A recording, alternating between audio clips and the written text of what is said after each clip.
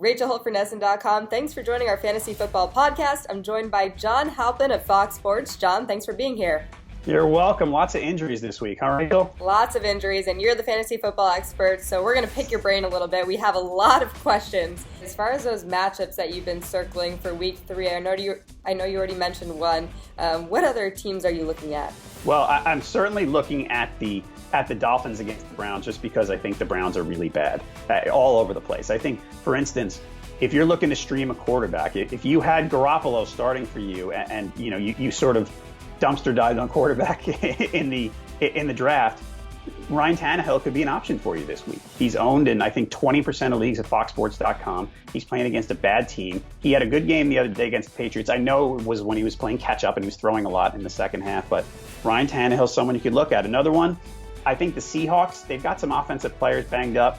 They've struggled on offense in the first couple of weeks. I think with the 49ers coming to town, that you're going to see a bit of a rebound from them. A lot of people get attached to their defenses, and from the advice that I get, you really shouldn't, because each week is different depending on the matchups.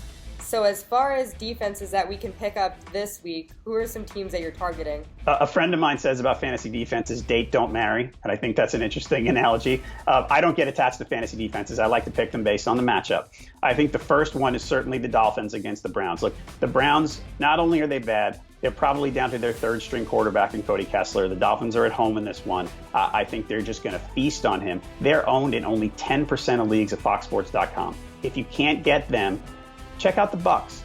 Not the greatest defense. They gave up 40 the other day against the Cardinals, but they're at home against Case Keenum and the Rams. Now, I do think Todd Gurley's going to rebound, but Case Keenum can turn the ball over. So they're owned in 4% of leagues at Fox. That wouldn't be a bad fallback option if you don't get the Dolphins.